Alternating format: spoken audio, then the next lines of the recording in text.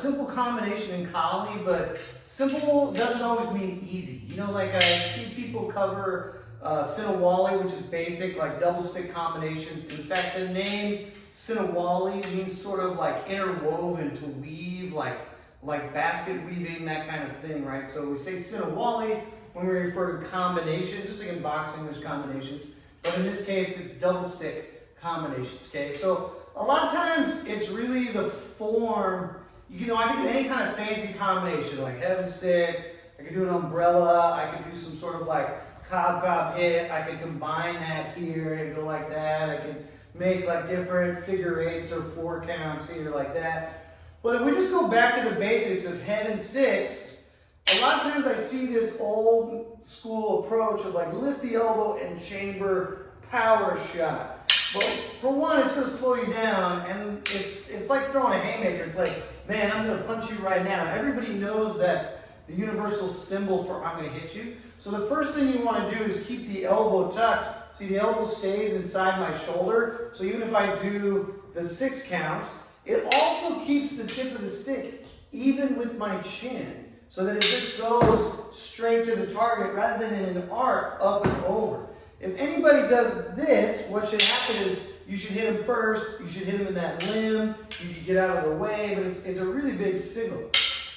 That's really common. And then the other thing I notice is on the low line shot, so we can go heaven six to the head. It's a forehand followed by 2 backhands. Forehand, backhand, backhand, forehand, backhand, backhand. Or we can go standard 6, or what people call heaven and earth. Forehand, backhand to the knee, backhand to the head, forehand, backhand, backhand, forehand, backhand, backhand, like that. So the structure doesn't change. And then we go low, forehand, backhand, backhand, forehand, backhand, backhand. It's the same thing. What I tend to see in students and other people that I observe is that when they go low, they change the angles of the pattern more than I think is necessary, and it slows you down. So what you'll see is this: 1, 2, 3, 4, 5, 6. 1, 2, 3, 1, 2, 3. And if you've trained these before, you've probably experienced that a little bit yourself. See, the tempo changes. Listen again.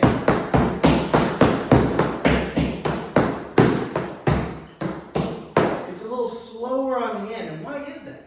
It's because most people, their first idea, and there's nothing wrong with this, is they drop the hand open and they do an uppercut like that.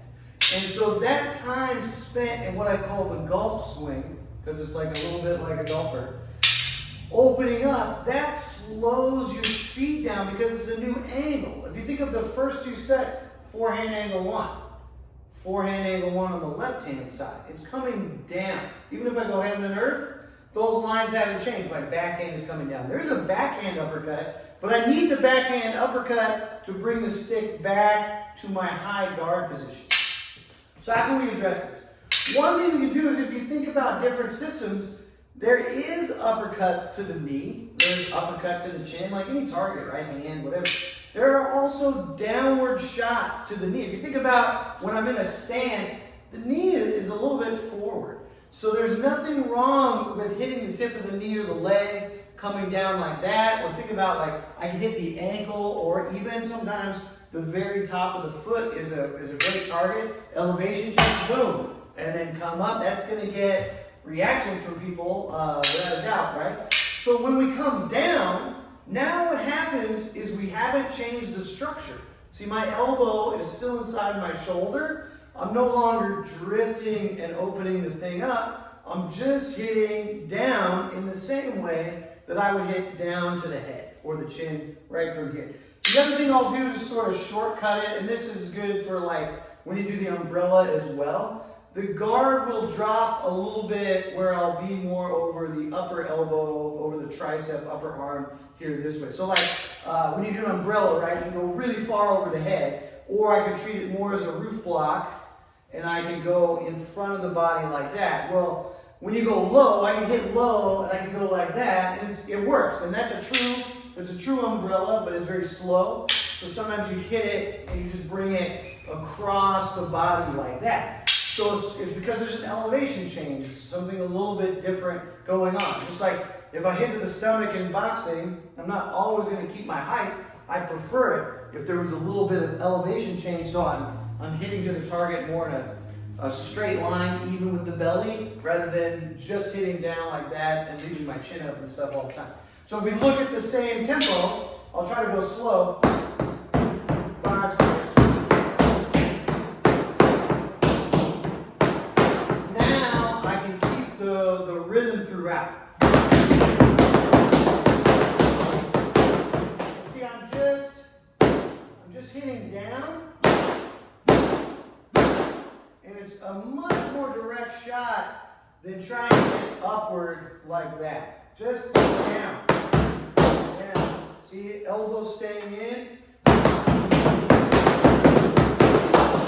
And you can already hear there's a couple of different rhythms going on. So you have what I call 3-beat, where we divide the side, and in the beginning, really good to do. It's also really good to do even if you're advanced to work on like footwork. So I might go like 3, and I might shift my footwork, I might shift my footwork, or I might shift my footwork, but I just have it divided by 3. Because otherwise, you kind of get sloppy. You can do it, but it will never be technically as proficient as if you just slow down and you try to get the footwork down. Now, if we're stationary, then I can go just even beat. So 1.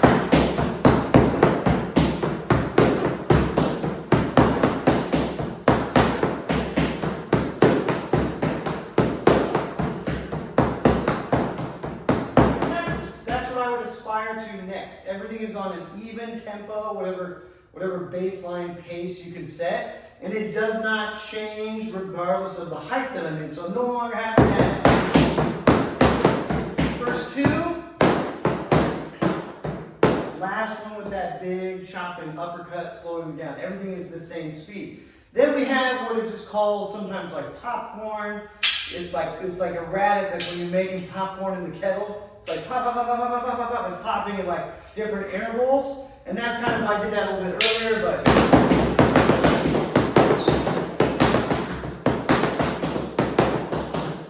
that's that like little 3-beat almost rhythm in there. And that just takes a basic combination, but it gives you a tremendous amount to play with and refine and develop. But the main thing I want to get across today is a lot of times you'll see people, they'll make subtle changes to whatever it is. It could be any combination. It could be jab, cross, hook, and I kick to the leg. Jab, cross, hook, and I knee to the body. Jab, cross, hook, and I kick to the head. And we want to find a way to build those out where my pacing, my cadence, my rhythm does not drastically change from one to the other, because I want to be able to deliver it, right? I want to be able to go 1, 2, 3, elbow, 1, 2, 3, headbutt, 1, 2, 3, knee, 1, 2, 3, kick. But if I have this mechanic where all of a sudden I'm going 1, 2, 3, oh, leg time, oh, ah. You might not be able to land it or use it very proficiently, because there's a large gap in there. So this is just one way you can kind of clean up your Sinawali. But I tell you, if you bring the tip of the stick down, you keep the elbow inside the body, and you find these little rhythms, it will separate you from a lot of people that are out there, big, massive swings, broad, outside the shoulder, doing Sinawali like that. Sometimes people do what I call the Conan, which is like the elbow may not lift, but the stick goes up and over and arc. And just notice these things when you work with yourself or a partner. Is the tip of the stick staying on target? Am I hitting the chin that's even with my chin if I'm imagining it on a heavy bag? Am I hitting, that's pretty good, right where the knee is, where my own knee is at? And then with a partner, it's even easier. You should be aiming at the tip of the chin. The very highest should be the temple and the orbital. So my hand should not come up too high. If I'm hitting the top or the crown of the head, the other thing, I'll grab a stick here real quick. I don't know why I threw those away. That was dumb of me. Is, people go like this, or they come in flat. See, I just want to go forward. And there's power in that, right? That's enough. I think, man, even if just hitting me like that light, if you got me in the knuckle, I'm going to move. If that was the face, definitely going to get a reaction. So it doesn't have to be the haymaker. The haymaker is good for when you've already rattled somebody and now you can really take a full swing. Because the full swing, it's going to expose you, right? So most of the swings, most of the strokes with the stick, you want to have as technical as possible, knowing that if you open the line up, you could really smash it. And then Sinawali is good for, it's developing your left side so that your left hand becomes a close approximation, not always as sharp as the right hand, but it's kind of like hidden practice. The more you warm up with double stick and you're playing with somebody, you're unconsciously just like working your left hand like all the time. And a lot of times if we just do single stick, it's okay, I guess I'll switch, but it's not as often. You know, when you pick up the double stick, it's built in, it's layered in, so you're automatically getting some homework done on the left side. And then, like this whole video has really been about, you want to burn good reps, right? You don't want to layer in reps that are like that. Just like if I hit the heavy bag, it does me no good if I'm just throwing nothing but wild swings and my head's out of position. There's got to be a little bit of a form to it. It's easy to cultivate, but you got to know what to look for. And before I really got into the Inasano program, because I trained with Guro Inasano and then some of his senior students like Mr. Chris Clark, who's just been highly influential on what I've been doing, those details just weren't available. I was shown to do the same, hey, do this. And then on the low line, hey, you're going to go with the uppercut, which again is a valid swing.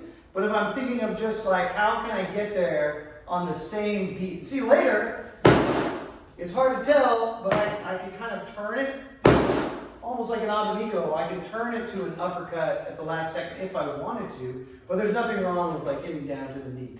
So keeping those things in mind, elbow between the shoulders, having a good structural stance position, aiming the stick at the bottom of your own chin, forward of the arm. So what I mean by that is sometimes people, they lead with the handle. See, look how long you see the handle, and then the stick arrives, and sometimes it's like that. See, it's kind of flat. So I've shortened up my range, but worse than that, I think, I've presented my arm as a target until I get there. And so when I'm here, see the end of the stick, it almost arrives before the hand finishes dropping. It's just like this. And my hand is usually somewhere near my navel, definitely below the solar plexus. So a good angle 1 would just be like that. And see, an angle 2 would be like that. So see, the hand is down. The stick is in line with the arm, providing coverage for that limb. See, it's directly behind the line here like that. If I do this, there's no coverage. It's a lot slower, and the handle arrives way before the end of the object. So just cleaning that up, and then as you move, right? See, my elbow, a lot of times it stays in line with the body inside the shoulder, which is just like other arts like Wing Chun, or you think about wrestling or boxing. If I'm doing a lot of Muay Thai or whatever, if I throw a punch and my elbow is outside the body, it's not going to be a good mechanic. All right, I think I'm talking like way too much. I hope this wasn't too boring. I got into a little bit of the nuance of positioning. Otherwise, just rewind it. We'll clip out a short of just the combinations.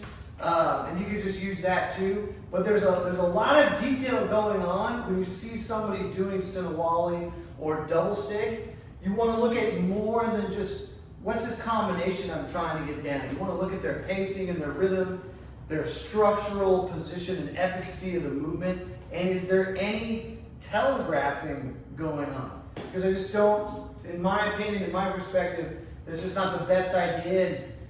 I can't think of another sport where really telegraphing the thing, unless it's a fake, is a great idea, right? How many boxers succeed hunting the guy in the ring with nothing but like a big right hand? You know, we see that all the time. So I think this will really clean up your positioning. It'll really clean up your technicality, and it'll make, if you do any stick sparring, it's going to make it better, believe me. All right, hope you guys have fun with that. Explore it. Let me know what you think in the comments. Please like and subscribe to the channel. It really helps us out. And we're just trying to grow this little community here in Portland, Oregon. We're out in Tigard by Lake Oswego. If you're ever in the neighborhood, just come on by. RCW is always open. Thanks, Warriors.